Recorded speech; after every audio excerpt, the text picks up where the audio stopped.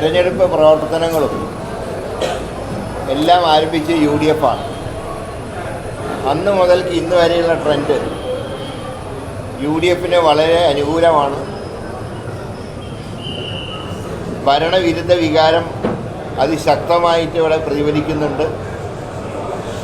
പക്ഷെ ഇവിടെ ഈ തെരഞ്ഞെടുപ്പ് രംഗത്ത് കാണാൻ കഴിഞ്ഞത് ചില അവിശുദ്ധ കൂട്ടുകെട്ടുകളാണ്.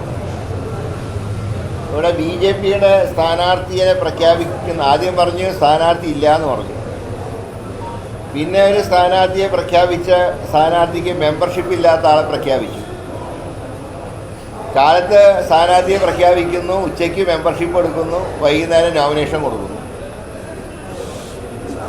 മാത്രമല്ല ഇന്നിപ്പോൾ BJPയുടെ ഇവിടുത്തെ അവസ്ഥ എന്ന് പറയുന്നത് ഇവിടെയൊന്നും ഒരു സ്ക്വാഡ് വർക്കോ കാര്യങ്ങളോ ഒന്നുമില്ല. ഞാൻ ഇന്നലെ സ്ഥാനാർത്ഥിയുടെ പര്യടനം കണ്ടു. സ്ഥാനാർത്ഥി ഒരു വാഹനത്തിൽ പോകുന്നുണ്ട്, വേറെ കാര്യമായിട്ടുള്ള ഒച്ചയാനൊക്കൊന്നുമില്ല. പക്ഷേ ചില UDFന് സ്ഥിരമായി കിട്ടുന്ന ചില കേന്ദ്രങ്ങളിൽ മാത്രം ചില പ്രചരണങ്ങൾ. കാരണം മതമേലധ്യക്ഷന്മാർ പറഞ്ഞിട്ടാണ് ഞങ്ങൾ സ്ഥാനാർത്ഥിയെ നിർത്തിയത്, മറ്റു രണ്ട് മുന്നണിയും നിർത്താത്തതുകൊണ്ടാണ് ഇവിടെ ഞങ്ങൾ നിർത്തിയത് എന്നുള്ള പ്രചരണം നടത്തുകയാണ്. ഇതൊക്കെ LDFനെ സഹായിക്കാൻ നടത്തുന്ന പ്രവർത്തനങ്ങളായിട്ടാണ് ഞങ്ങൾക്ക് കാണാൻ കഴിയും. ഇവിടെ BJPയുടെ ഇലക്ഷൻ പ്രചാരണം ഉദ്ഘാടനം ചെയ്ത സുരേഷ് ഗോപി മുഖ്യമന്ത്രിയെ പഴുത്തുകയും നേമത്തെ അക്കൗണ്ട് പൂട്ടിച്ചവർക്ക് മറുപടി തൃശ്ശൂർ കൊടുത്തുവെന്ന് പ്രതിപാദിക്കുകയുണ്ടായി. അപ്പോൾ മുഖ്യമന്ത്രിയെ നന്നായി പറയുന്ന ഒരു തെരഞ്ഞെടുപ്പ് കൺവെൻഷൻ ആദ്യമായിട്ട് കേൾക്കുക. LDFൻ്റെ പ്രചരണം മുഖ്യമന്ത്രിയെ ഫോക്കസ് ചെയ്തിട്ടാണ് മനസ്സിലാക്കുക, അത് പാർട്ടി നയമാണ്. പക്ഷേ ഇന്ത്യ ഭരിക്കുന്നൊരു പാർട്ടിയുടെ കൺവെൻഷനിൽ സംസ്ഥാന മുഖ്യമന്ത്രിയെ പുകഴ്ത്തിക്കൊണ്ടുള്ള പ്രസംഗവും ഈ ചില പ്രത്യേക കേന്ദ്രങ്ങളിൽ മാത്രം നടത്തുന്ന സ്ക്വാഡുകളൊക്കെ ഇങ്ങനെയൊരു കൂട്ടുകെട്ടുണ്ട് എന്നുള്ള വ്യക്തമായിട്ടുള്ള സൂചനയാണ് ഞങ്ങൾക്ക് കിട്ടിയിട്ടുള്ളത്. പക്ഷേ അതിനെയും കവറപ്പ് ചെയ്തുകൊണ്ട് ഞങ്ങൾ വർക്ക് ശക്തമായി മുന്നോട്ട് പോകുന്നുണ്ട്.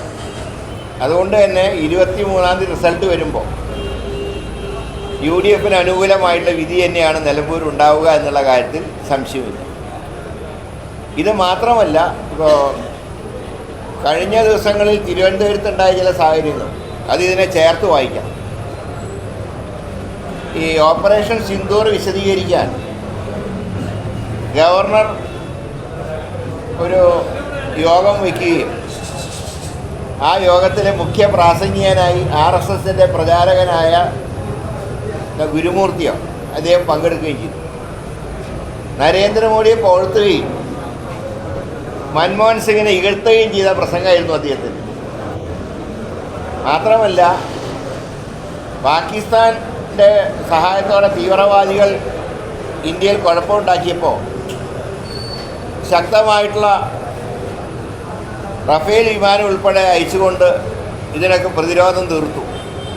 മൻമോഹൻ സിംഗിൻ്റെ കാലത്ത് വിളക്ക് കത്തിച്ച് പ്രാർത്ഥിക്കുകയായിരുന്നു. അപ്പോൾ ഇതിനെക്കുറിച്ചൊരു പ്രതിഷേധം പറയാൻ മുഖ്യമന്ത്രി തയ്യാറായി. രണ്ടാമത്തത് ഭാരതാംബയുടെ ചിത്രത്തിൻ്റെ വിവാദം, RSSൻ്റെ കൊടിയേന്തിയിട്ടാണ്. ഈ സംഭവത്തിൽ മന്ത്രി ആ ചടങ്ങ് ബഹിഷ്കരിച്ചിട്ട് പോയി. ഒരു പ്രതിഷേധ കത്ത് എന്തുകൊണ്ട് മുഖ്യമന്ത്രി ഗവർണർക്ക് നൽകി? ഒരു പ്രതിഷേധ കത്ത് പോലും നൽകി. ഇതെല്ലാം ചേർത്ത് വായിക്കുമ്പോൾ UDFനെ തകർക്കുക, പകരം തൽക്കാലത്തേക്ക് BJP വരുന്നത് വരെ ഒരു കാവൽ ഏർപ്പാടായിട്ട് LDF തുടരുക, ഇങ്ങനെ ഒരു അവിശുദ്ധ കൂട്ടുകെട്ടുണ്ട് എന്ന് ഞങ്ങൾക്കിപ്പോൾ വളരെ വ്യക്തമായി മനസ്സിലാവുന്നുണ്ട്. പക്ഷേ ഇത് നിലമ്പൂരിൽ അങ്ങനെ തുടങ്ങുന്ന ഈ അവിശുദ്ധ സഖ്യം ഞങ്ങൾ നിലമ്പൂരിൽ തന്നെ അവസാനിപ്പിക്കും. ഈ രണ്ട് ശക്തികളും ഞങ്ങൾക്കെതിരായിട്ട് ഒന്നായിട്ടാണ് ഇവിടെ നിൽക്കുന്നത്. പക്ഷേ അതിനെ ശക്തമായി പ്രതിരോധിച്ചുകൊണ്ട് ഞങ്ങൾ മുന്നോട്ട്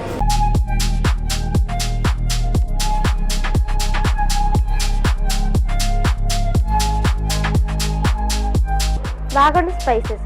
വാഗമണിലെ എല്ലാ ഒറിജിനൽ പ്രോഡക്ട്സും തിരുവനന്തപുരത്ത് ഒരു കുടക്കീഴിൽ ജ്യോതിപുരം ഫുഡ് സേഫ്റ്റി ഓഫീസിന്റെ മുൻവശത്ത്. കശുവണ്ടി, കുരുമുളക്, ഗ്രാമ്പു, ഏലക്ക, പട്ട, കാഷ്യൂനട്ട്, നട്ട്സ്, ആൽമണ്ട് എന്നിവയെല്ലാം ഇവിടെ ലഭ്യമാണ്.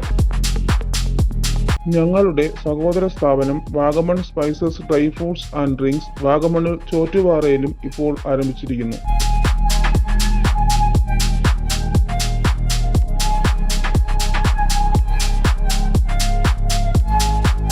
വാഗമണ്ണിൽ തുടങ്ങിയ വാഗമൺ സ്പൈസസിന് എല്ലാവിധ ആശംസകളും നേർന്നുകൊള്ളുന്നു.